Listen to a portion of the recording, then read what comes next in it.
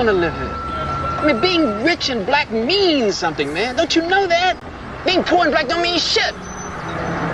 We're living in different times. When you and I were young kids, I mean, there were no heroes. We got all sorts of heroes now. But there are kids out there who look up to me, man.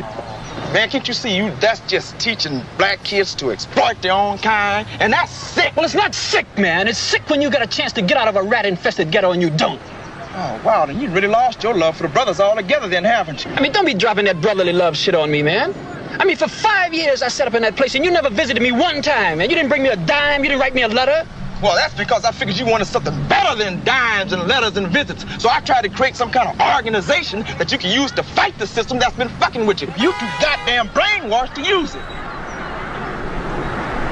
I just wanted to see you, man. That's all.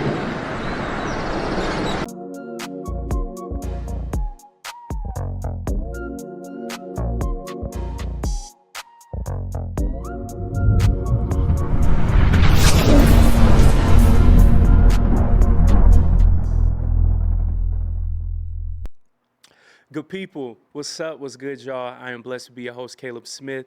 We are back with another edition of Chillin With Caleb.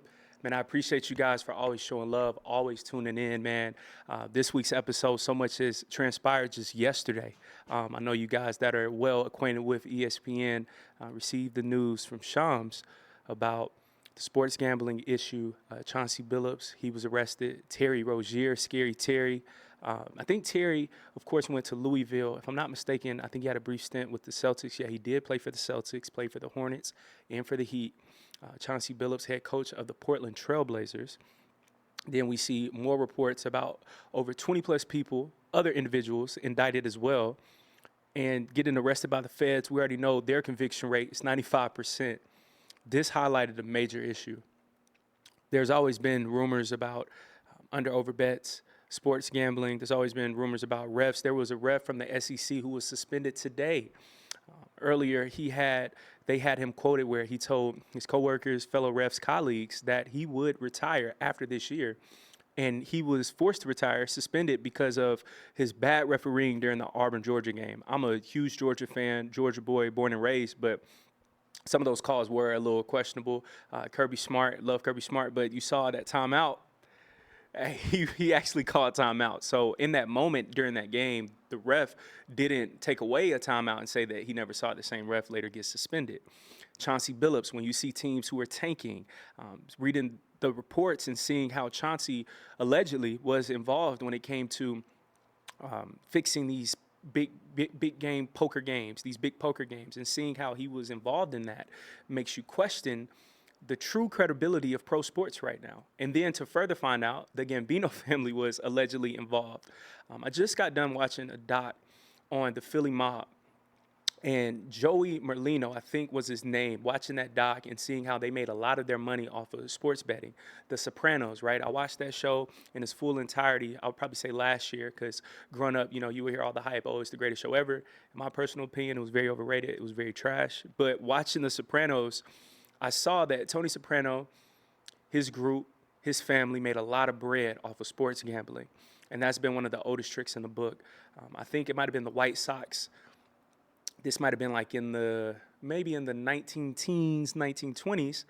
Boardwalk Empire is one of my favorite shows. And seeing that show, AR, I think it was Rothstein, that was one of Nookie's partners, enemies, back to partners, frenemies, right? And seeing how he put himself in a bind off of sports gambling. He himself, who was over everything, he got messed up off of gambling, off of a big poker game. And then he was also alleged to have fixed the White Sox World Series over 100 years ago.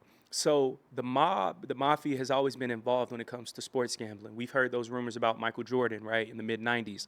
We've even seen things with Maverick Carter, who was on Bron's team. And I'm a Bron fan, but seeing how Maverick Carter, he was mentioned, I think, a few years back. And then we see that Damon Jones in this court case, this indictment, he was then arrested as well, who was on Bron's team. And not Bron's actual team, but he was part of Bron's group, and seeing how he was involved with the LA Lakers at the time as well. And he would tell other bettors, hey, Bron is questionable tonight. If he is questionable, he's not going to play, or he is going to play. So then they have that early edge of knowing, okay, how to bet on the over-unders.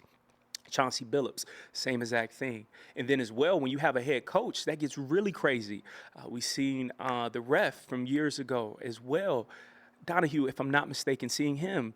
We saw him years ago as well get indicted. So the fingerprints on these fixed games, on these fixed outcomes, on the over-under has been there, but it really got heightened around 2018, 2019, throughout 2021 when we saw sports betting become legal across the country, where certain states allow sports betting. And then you start seeing all the FanDuel ads. You start seeing all the DraftKings, all these things, right? And from seeing that at a very early stage, I was always skeptical because I knew that sports gambling was a real big issue for a lot of Americans. And then even deeper, okay, now you made this thing legal. How does this impact pro sports? How does this impact college sports? Because now this has turned into a big business. ESPN, while they were even covering this story, you see ESPN Bet. You see ESPN telling you who to vote or who to bet on, all these things. And I'm like, this is sick. They're telling you how to bet, what to bet on. And then, by the way, at the end of this ad, at the end of this segment, if you need help, call 1-800-GAMBLING-SUPPORT. What? That's like giving a crackhead some crack and saying, if you need to go to rehab, call this number. They're not going to call that number because they just got their fix, but you're doing that to cover yourselves legally. But the true integrity of sports, if there ever was integrity to sports, especially professional sports, once you see head coaches involved, star players involved, and they're making things tank for a certain reason, and then once you start hearing about the mob, it gets crazy. Chauncey Billups allegedly going to fix big poker games where people think it's credible because Chauncey Billups is there. So then they start to bet higher bids, or they even want to be in the room and come because, hey, Chauncey Billups is there. If he's there, NBA Hall of Famer, borderline Hall of Famer, then head coach, all these things, then, yeah, it's credible. I should pull up. I should go. I should bet. And then now you're out of $200,000. And then Chauncey, he gets paid a little fee off to the side. Hey, we appreciate your services. Thank you. And then he goes on to coach for the Portland Trailblazers while he's still doing all these things. And it shows another issue of these pro athletes keep getting finessed, especially our black pro athletes. And I'm tired of seeing it. Getting finessed by the mob, getting finessed by their agents, by their ex-wives. Like, everybody is leeching off of them. The head coaches, the GMs, the presidents, the owners of the franchises, everybody's leeching off of them. And gambling is a major issue. Michael Jordan had, and I think still has, his own gambling issues, right? And sometimes what happens is, and Mike, arguably the GOAT, right? I'm a Bron fan, but, man, I respect Mike 10 times over. But seeing how Mike is so competitive, and he was so competitive, and that same competitiveness came outside of the court, and he would have to have something that still gave him that edge or still gave him that fix, and I was gambling. And it's like, man, how dangerous is that, right? And then knowing that the people that's over these games allegedly is the mafia, is the mob. And people for so long thought that the mob just disappeared. But my own theory is, when we start looking at the FanDuels, the DraftKings, who's to say the Hard Rock bets, all those things, who's to say that they aren't over these things as well? When you look at most podcasts, who are they sponsored by now? DraftKings, FanDuel, this betting site, that betting site, to get you to do what? Keep betting your money. Prize Picks. Everybody's sponsored by these gambling companies. But what are we actually doing to our people? And it's coming to a standpoint of, it's kind of turning into the borderline dope man. Like, are we just lining our people up to keep gambling, keep getting into these issues? And then it's not just on a surface level where it's this everyday person. We got to start thinking about the pro athletes. They're getting into it.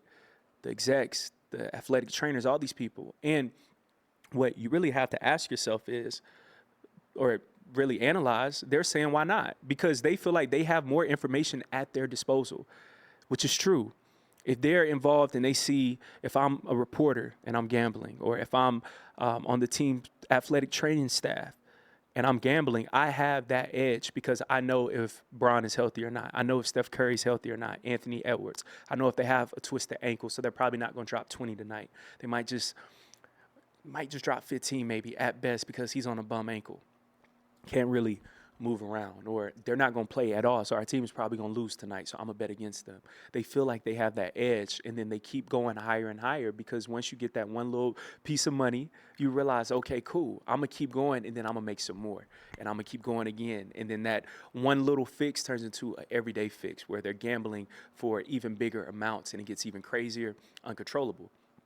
Black Dot, shout out to Black Dot.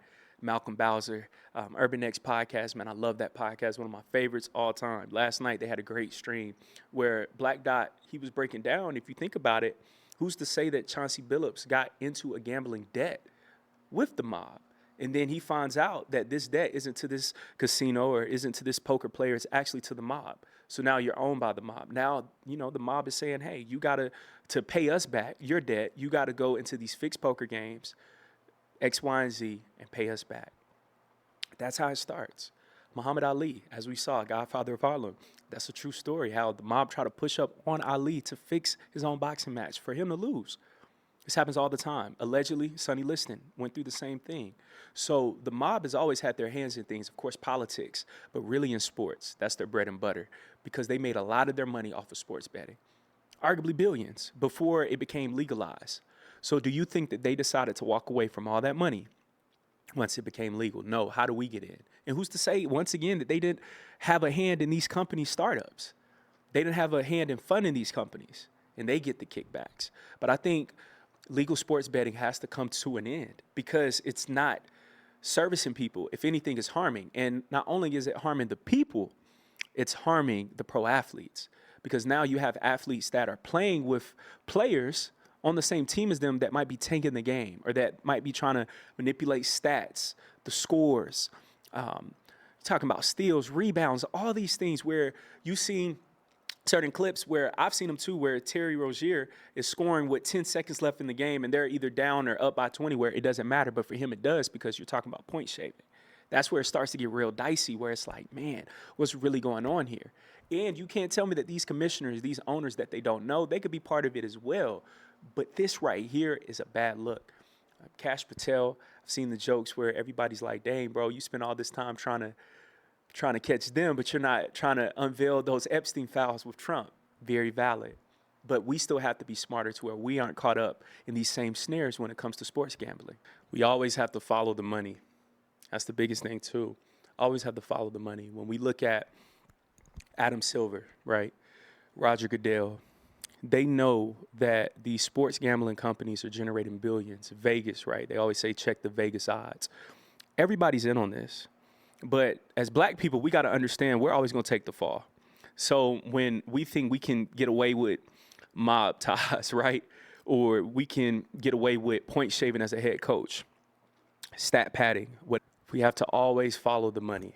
When we look at each commissioner, right, Adam Silver, Roger Goodell, do you really think for the NFL, NBA, that these owners aren't part of this sports betting?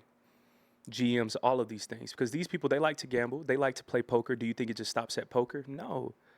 It goes into the games, all of that stuff. However, we have to understand, as black people, whether you're a head coach, GM, star player, great role player, you are collateral damage.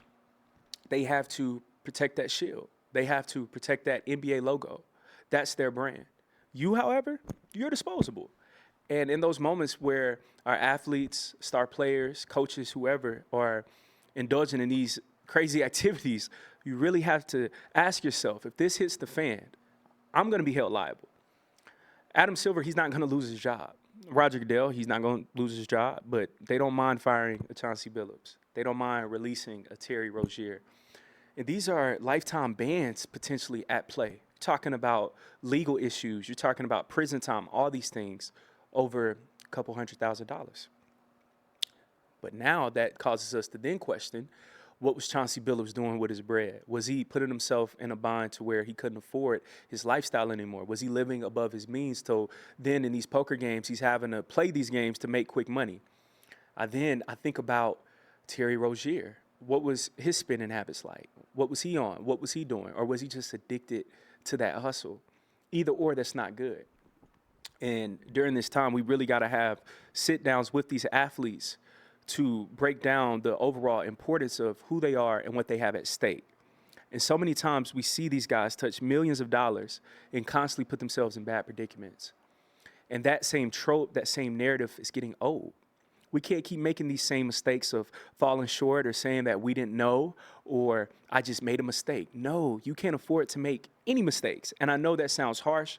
I know it's tough, but when you have $100 million at stake, it comes with $100 million expectations. $100 million standards of what you can and can't allow in your life.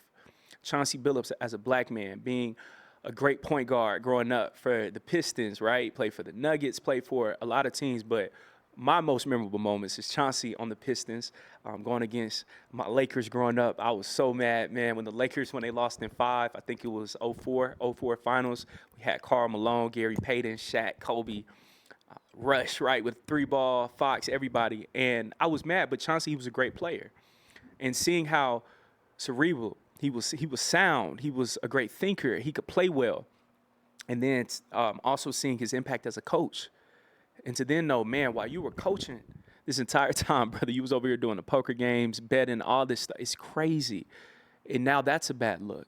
And now you will be forever having that Pete Rose effect associated with fixing games.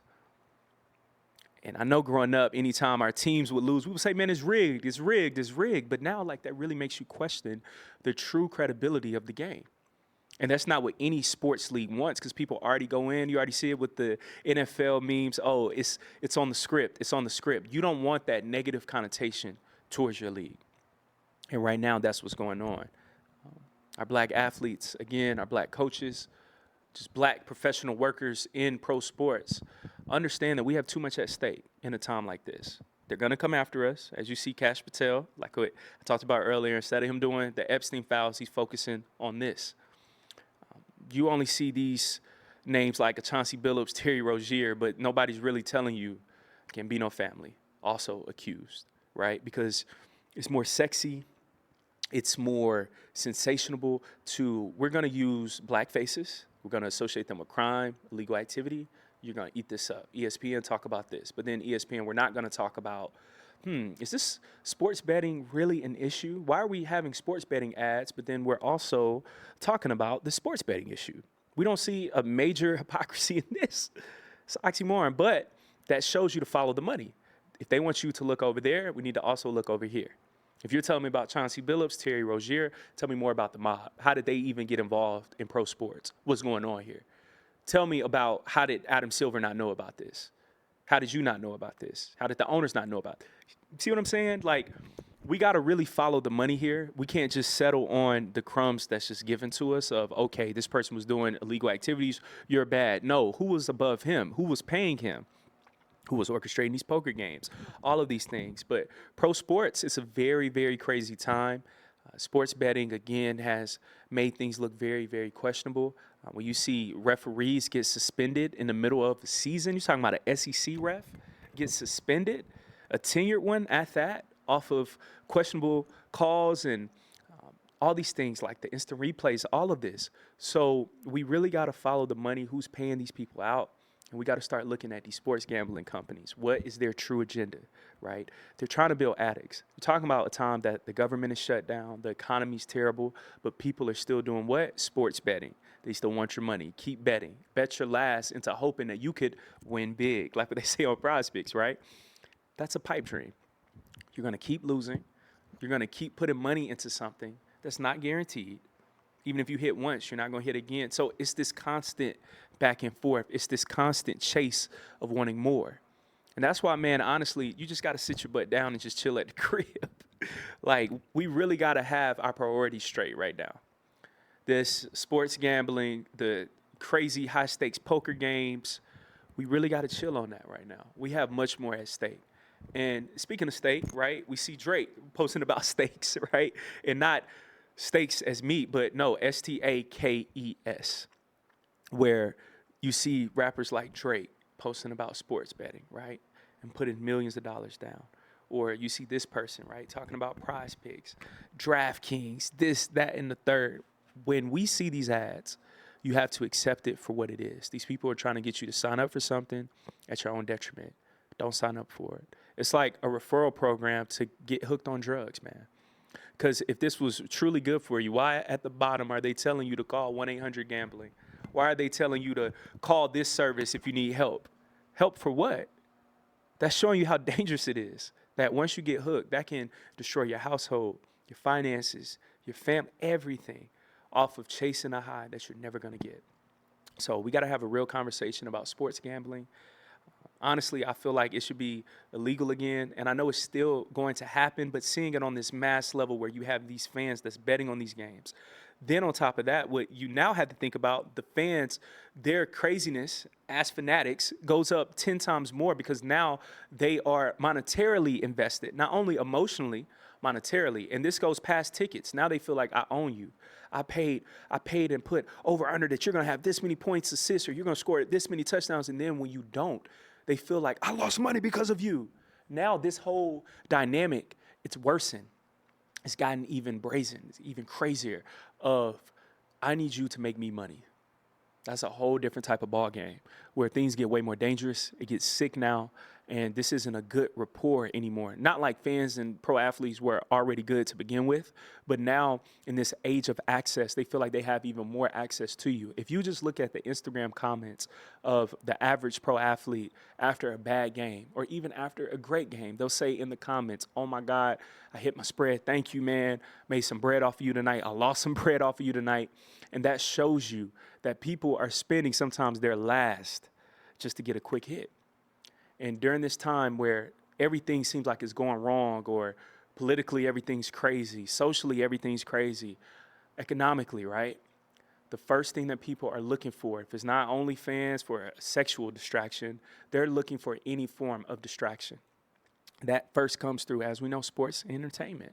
So once they see that, and then you're selling me a pipe dream now that I can potentially make money off of this. Now I'm even more invested psychologically, emotionally, and monetarily. And now I feel like you owe me something. And that builds a crazy fan, which is what they want. Because now that brings more eyeballs. Now I'm watching the games even more because I got to know where my money's going.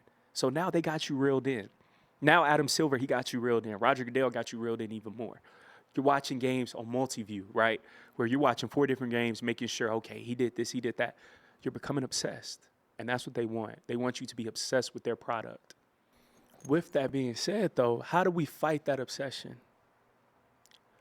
We got to start having these conversations. And I really feel like parents in today's times with these kids, man, it starts at a young age. Because these kids are the first kids that's growing up during an era of legal sports gambling. Think about that. That's crazy to think about. So at 15, 16, 17, they have all these apps. They have access. They got Cash App cards from mom, dad. I can put $20 down on this game real quick and see what happens. And then by the time I'm 22, I feel like I'm a vet at sports gambling. But then also I'm trying to manage paying rent, car note, all these things. And now you're spending money on gambling. Now this becomes a real addiction. We don't know these long-term effects on this generation specifically. We got to have these conversations. These athletes as well, these young athletes, they're getting paid NIL. You don't think that these sports gamblers are pushing up on them? You don't think that the mob, Coach Notion, these type of people ain't pushing up on these kids? We got to protect our kids. We have to protect our young athletes, our young black athletes, because the world and the outside communities look at us as how can I make money off of these ends? Let's not ever forget that. They look at us as a commodity. How can I make money off of this product? And we have to realize that we're at war, even when we think it's just a simple poker game. Pro athletes, be careful at these poker games. You can end up playing poker, and now you're in debt to this person, and then not knowing that this person is in debt to that person, and that person's over there. It turns into a whole thing. I really think that athletes as a whole should not be gambling, period. It's too much to lose. Too much can go wrong, and there's too many people ready to manipulate you. We have to be more homebodies. We have to be more focused. We have to be more locked in. We have to put our attention and our focus towards our communities, for these head coaches, these players, towards building projects. Like, we have to start getting back into building things, nation building. We can't be so consumed with that almighty dollar, and that's what's ruining so many people's minds and lives, is thinking about that almighty dollar. Thinking about how can I make more? How can I finesse this situation? How can I get this out of it, that out of it? And that's what makes it very dangerous. That's what makes it very questionable of, is this even worth it? But yeah, Chauncey Billups, seeing that, talking about a legendary name. Terry Rozier was making his bread, making noise in the league, and now that's over, right? Jonte Porter, brother of Michael Porter Jr., this December, he goes in. for court. Like, that's crazy, man. Like, bro, y'all was just playing in the league, coaching in the league. Damon Jones, around Bron, all of that stuff. And now you're indicted. And even if you come out of this unscathed, which 9 times out of 10 you won't, but even if you do, best case scenario, you're still viewed in that negative light because you're associated with that. And these athletes, these coaches, these black athletes, these black coaches have got to understand you have more to lose than them. You had to work twice as hard just to get in this current predicament that you're in right now. And you lost it in a split second off of poor decision-making skills. And we got to start holding our athletes accountable, our black professionals accountable as well of you have more to lose. You have your people on your back. And when you fail, they associate your people with you. How crazy is that, huh? But these are the facts. These are the facts. And black men, in these moments, you have to pause and think. You have to understand, in this moment, I got to play judge, jury, and executioner to myself. Is this worth it? Okay. Judge, is this worth it? Like, say this to yourself. Like, man, one thing I could say my therapist last year really put me on to is playing judge, jury, executioner with yourself when it comes to hard decisions. Weigh out your pros and cons. Give it up to the judge, which is your mind. And see, okay, I could take this, I could take that. Is this really worth it? Nah. You're already making millions. What's 200,000? But then who's to say your spending habits? So then that comes back to poor decision-making skills, because that's what gets you in that predicament to begin with. You lose some money gambling. Then you try to put some more money down, double or nothing. Now you just lost double. Now you're really in the hole. Now you're trying to go triple. See what I'm saying? It just keeps going on and on and on. And they know that too. Vegas, right? Why do you think, like what all the old people say, man, why do you think that there's no windows, there's no clock? It's just dark in there because they want you to focus on that slot machine. That's already fixed, by the way, but they want you to focus on that slot machine. They want you to keep betting, keep losing, keep going in that same repetitive cycle. I want you to be a perpetual loser, which keeps giving me money. You turn into the dope fiend just like that. How crazy is that? But pro athletes, black head coaches, man, we got to check ourselves. We really got to sit down. And I think as a league, the NBA, they got to sit down, man. All the pro athletes in the league right now have to sit down and talk about what's really going on and how to avoid these pitfalls, because I know that there's more names involved. I know that there's bigger names, all of that stuff. But they really got to get this thing figured out, because I feel like, man, this is the tip of the iceberg. It's about to get even crazier. And this is really about to disrupt the league. And I think NFL's next. All these pro sports leagues are next. And, you know, me with my tinfoil kufi on, I'm like, is Cash Patel trying to do this because this is known as the black league, the NBA? Because NFL, I feel like, is 10 times worse, because you have even more eyeballs. You have even crazier fans. You have loyal fan bases for years on end. You have smaller markets, so like a Buffalo, right? All they know is the Bills. That's all they know about. Kansas City, Chiefs, like that's it. Like these certain markets, they bleed that. Pittsburgh still, they bleed black and yellow. Like, so the Cowboys, I'm very concerned about what this next phase looks like, league's credibility, so many other things. But as a whole, just young black men, understand that your choices, your decisions weighs way heavier than anybody else's, because what you choose to do or what you choose to not do can end you up in prison or losing your life.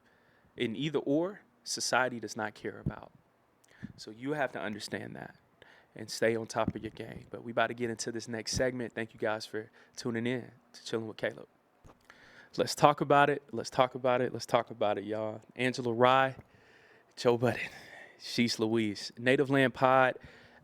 I know we somewhat talked about this last time, Mark Lamont Hill and Queen's Flip. Now we see a broader version of this conversation between scholars in the streets, right? So I'm not saying it in a sense of Joe Budden is some street dude, no, but I'm saying from this very Sadiddy standpoint of I'm this black intellectual in higher education, and you're just a talking head, right? You're just a podcaster. So Joe Budden, Angela Rye, exchanged words back and forth. Joe Budden gave his own thoughts about the whole Mark situation and how Angela was trying to basically sun them. And In this situation, I kind of take Joe's side. Reason being, for people who haven't seen the clips, check those out. But Joe represents black media to its fullest extent and its fullest potential. I heard Savon from Need to Know podcast, man, love that podcast, but how Mark Lamont Hill has the luxury and the liberty to come onto a Joe Budden podcast, and he can talk freely, which is what people love and appreciate about Mark Lamont Hill. But we also know that Mark would not have that same luxury if he was at a CNN. Mark would not have that same luxury if he was even at a Native Land pod, because there's always some white exec that you can't go too far, right? Because Native Land pod is signed to iHeartRadio, iHeartMedia. Charlemagne the God even had his own complaints, own critiques rather, to a Native Land pod on their own show. But I think that, once again, at this crossroads, in 2025, God and the ancestors are really unveiling so much, because the corporate black person, the intellectual black person, must side with that independent black person, that dope boy, that street dude, or just that person that gets it independent. You can't look down on them because you can actually learn from them. In this situation, Angela Rye's podcast, Native Land Pod, could actually learn a lot more from Joe Budden than Joe can learn from them. They can both learn from each other, but in this one specific scenario, right, when it comes to media itself, if you're starting what you are deeming as a black platform, why would you not talk to the person that's doing it at the highest and the biggest level, Joe Budden? Why would you not take heed to his own words? Why would you not, even before this Mark Lamont Hill situation even happened, reach out to a Joe Budden? Hey, Angela Rye, your name already has credibility. I would have pulled up on the show as well, collab with them. And after the show, before the show, chop it up with Joe. Ask him, hey, Joe, starting a podcast, how do I really go about X, Y, and Z? Building out my Patreon, building out this, that, and the third. Like, humble yourself in that moment. But instead, it's, I have this degree, or I have this type of job at this place, and everybody feels bougie now. And I've seen it so many times, here in Atlanta especially. But then there's so much black potential that's walking around you every day that you overlook because they aren't as qualified as you, or they don't have the same socioeconomic background as you. But that has to stop. When does it get to a point of you realize that I'm black and you're black too? Not this type of black person that's almost in this white bourgeois class and you're just down there. But no. You're my brother.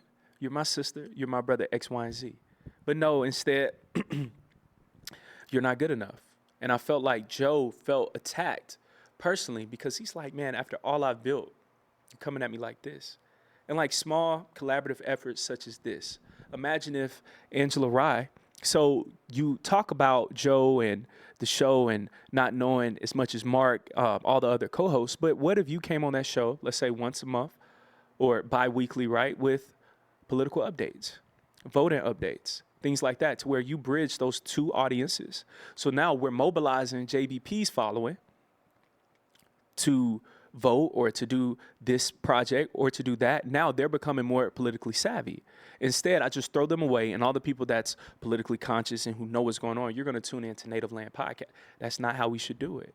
How do I merge Native Land Podcast with Bakari Sellers, Andrew Gillum, Tiffany Cross, I think. Like, you have all these people, Angela Rye. How do I bridge that with the JBP? So now I'm exposed to a whole different audience, right? Roland Martin has a lot of critiques of independent black media sometimes. But Roland, how do you merge with independent black media? Where, yeah, we might have two different thoughts. We might have two different strategies, approaches, all of those things. But guess what? The one approach that we do have is the success of our people. So how do I sit down with you? How do I sit down and build with you? How do I help disseminate good information? You might be far left. I might be in the middle. You might be over here. But guess what? We're all black. Guess what? There's black people. There's millions tuned into my platform. Roland, he could say. Another person could say, well, I got hundreds of thousands on mine. I got millions on mine too. So how do we bring all that together to where we still have our own individual brands, but we still come together as a collaborative effort for the betterment of our people? We got to get egos out the way ASAP, because we really have to ask ourselves, in the grand scheme of things, who am I? Who are you? We have to build together. We have no other choice, because guess what? If we don't, this whole thing falls. And now we just looking at each other because you don't want to do it your way, or I don't want to do it your way. You don't want to do it my way. We have different approaches for a reason, because that's not your calling. My calling might be to do it through media. Yours might be to do it through architecture, real estate, all of that. How do we bring that together? How do we merge those things, opposed to saying that I'm better than you, or you think that you're better than me because of what? Because of what another person outside of your own community validated to you? Native Land Pod, that's not going to be around as long as the Joe Budden podcast. We know that for a fact. Joe Budden, he been doing this for 10 years plus. We know him as the pod father. He going to keep going. iHeart, they can call y'all today and say that y'all's salaries are cut in half. We don't have as much ad revenue.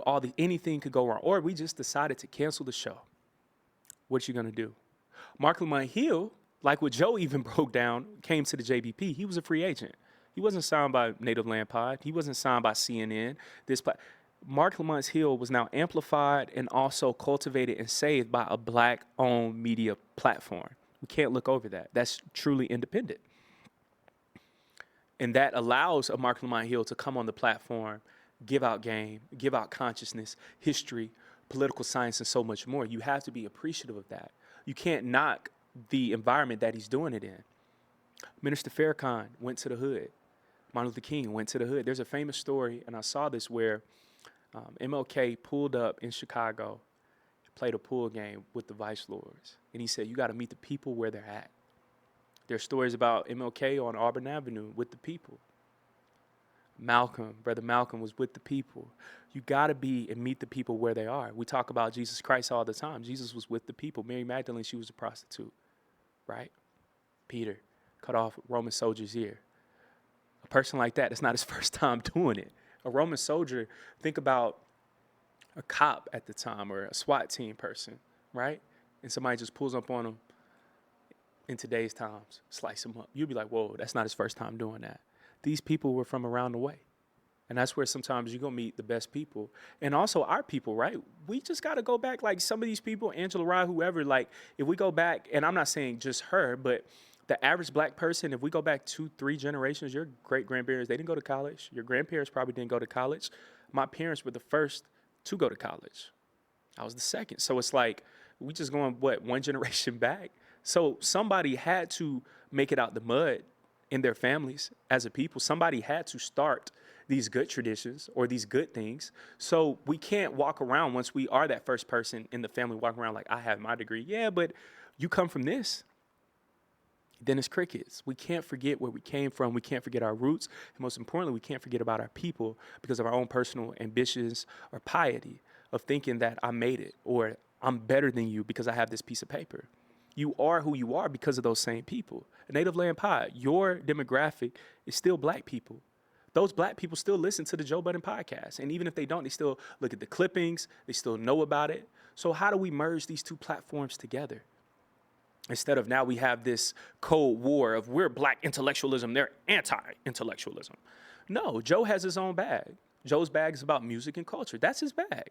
Creativity. Why not let other people have their bags? You have yours. But if you feel like there is a gap, this intellectual gap that's missing, guess what you should probably do? Fill that gap. Critiques, those are fine. You can critique all the time, but how are we also going to help? We can't just critique and not build.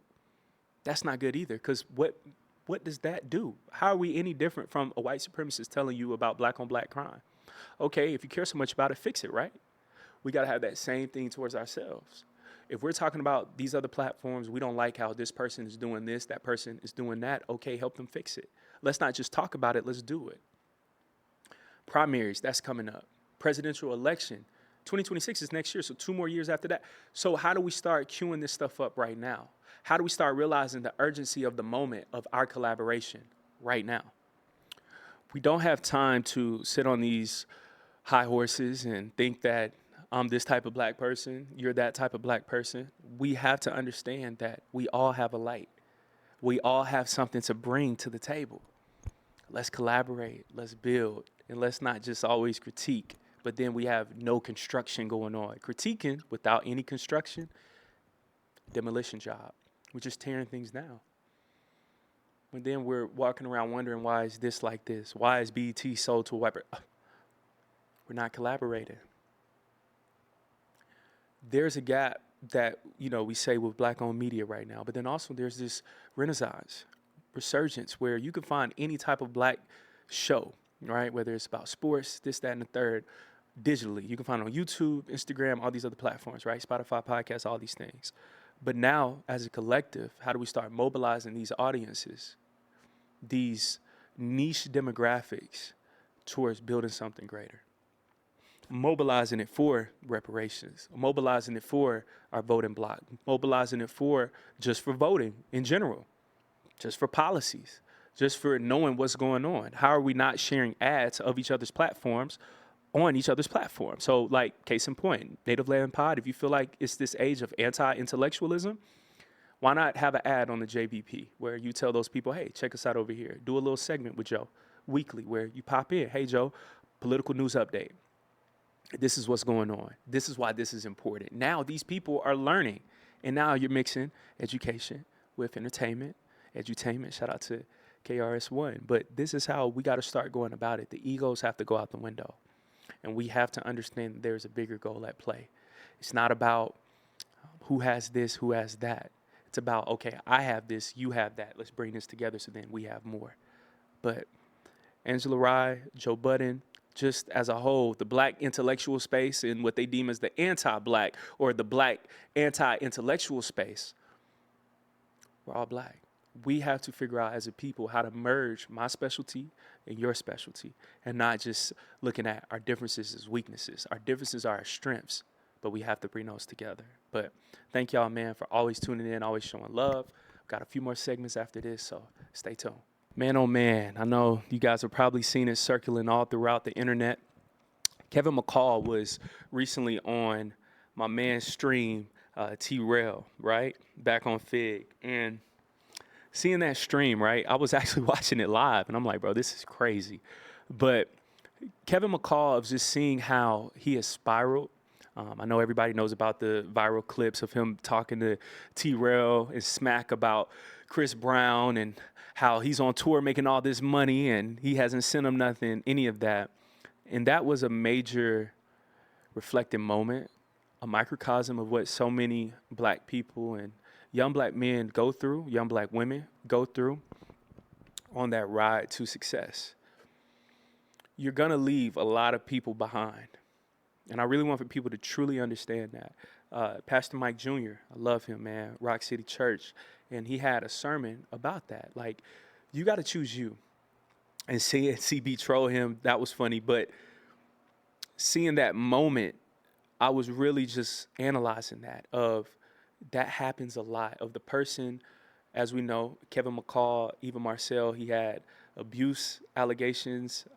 He's gone to all these things. Like, he's had a lot of issues, right? Mental health issues. He was talking about, I'm on an EBT card, I'm broke, all of these things. But there was no accountability there. And that right there showed me in that dynamic, that's all I need to know. The fact that you still haven't accepted what you've done, you still haven't accepted why you're in this predicament right now, shows that you haven't accepted who you are right now and that you got to work on yourself. Chris Brown, his success, all of those things, like I saw one person comment, deuces and all these things were 15 years ago. You're still talking about it. That shows that so many times, and especially as black men, sometimes we don't have those real conversations of, hey, bro, you got to really step your game up. Or, bro, I don't like how you talking to your lady. I don't like that. We got to start stepping up to each other about those things. Because then what happens is you see a Kevin McCall where you have somebody that's pushing 40 right now, still ain't got his life together, and still blaming others for his own mistakes. Chris Brown, you see him on this big successful tour, My Eyes, King of R&B, and that makes Kevin McCall reflect like, dang, I could have been there with him. But during that time, did you value that relationship with him? So many times there's jealousy that comes at play when people are mad that they aren't the one. And sometimes there's just self-destruction, self-sabotage. And we got to check ourselves on that. When you have a great opportunity, when you're building with somebody, think about that. This dude was building with Chris when he was vulnerable during that time. Chris was, where he's trying to rebuild his brand. Rihanna, that whole thing happened. And that was your time to really be locked in with him. But instead, over the years, Things happen, cool.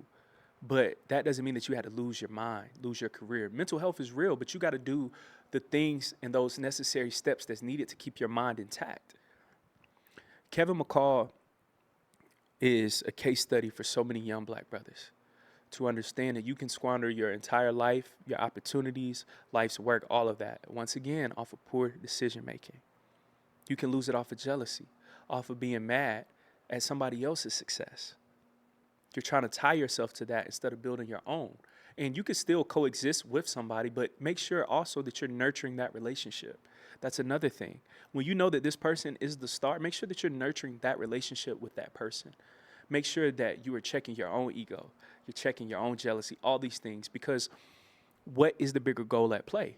When I look at Bron, right, and I look at Rich Paul, Maverick, Randy, right, all these people, everybody knows their role, and everybody's a star in their role. When I look at Pharrell, right, one of the greatest producers of all time, he's just laid back with it. He's a star in his role. Knife Wonder, right? Quiet dude, man, quiet, right? People like Guru, like these people are quiet guys, alchemists, but they're stars in their role. Hit Boy, stars in their role.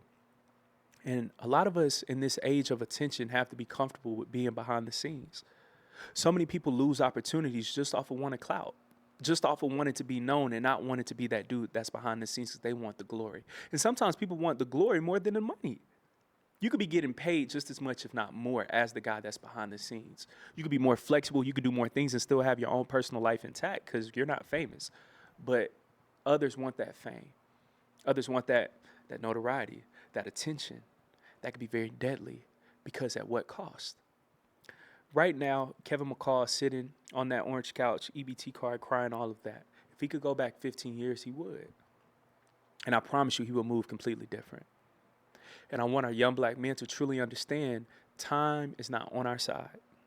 I know people tell you that you're young, all of these things, but think about it. Kevin McCall, 15 years ago, he was young. 15 years went by just like that. I'm 28 in January. I turned 29. It felt like I was just 18, 17, 16, 15 yesterday. You have to move with intention throughout this life. Because if you do not, life will end up using you. You will get chewed up and spat out. You have to stay on your path. You got to stay focused. And if you are part of something that's special, if there's a person in your group that's the star, feed into that person, but also feed into yourself, but nurture that relationship. It's about relationships. It's about who you know, not what you know. So I think about that. And then I think about Chris, his perspective. Imagine how that feels. One day, internet, somebody's mentioning you because you ain't taking care of them, another grown man. Young black people understand as well, when you're on that road trajectory to success, there's going to be a lot of envy. There's going to be people that's going to fall off on your train. There's going to be people that just wanted to be a part of it just to take a piece of your success. But what you got to understand is you have to keep going. When you know that you're special, when you know that you're the one, you got to keep going. There's going to be people that's going to talk about you. There's going to be people that's going to take a piece of you. But all that you got to keep doing, one foot in front of the other. You just keep going. Chris, as you see, massive success on this past tour. But why? Because he kept going. You can't get caught up in what this person is thinking, this person is saying for this viral moment. That's why they're mentioning your name to begin with anyways, because that holds credibility. And I'm not just saying Chris, I'm saying your name. So you have to keep going. The biggest thing that the devil tries to do if he cannot destroy you is distract you, to throw you off your trail, throw you off your purpose, off your mission. You got to keep walking. You got to keep going. Have to. And that's what drives them crazy. And as you see, your haters, Kevin McCall, that's what drove him crazy. Seeing what? Chris's success. Keep that success going. Keep staying locked in. That's my biggest lesson for y'all. Keep going to that gym. Keep reading your books. Keep staying in your word. Keep studying. Keep doing all these things. Because what you have to understand is that's what makes you special to begin with. The fact that you stay consistent. You stay persistent. You're resilient. You grinding. You getting it out the mud. God sees that. The ancestors, they see that. Keep going. But that's the message for a Kevin McCall archetype, a Chris Brown archetype. Like, you got to understand who you are, and you have to understand what your role is. And sometimes it takes you sitting down with said person and having a true conversation of, hey, what's your role? What's mine? Okay, how can I best serve you? How can you best serve me? But not thinking that anybody owes you anything, because they don't. But those are my thoughts on that situation, y'all. Yeah, man, it's so much to learn from other people's mistakes to make sure that it's not your mistake as well. There's so much to apply to your life when you see certain things like that, because it's like, okay, how do I move? Okay, I can't do this, can't do that. And also reassess your circle. Make sure that you don't have people that's pocket watching you or trying to be like you or envious, all these things. And also reassess you, reassess yourself, look in the mirror. Do I have these qualities in me? How can I build better relationships with people? How can I build better friendships? All these things so then I can have a better life for myself, even quality of life.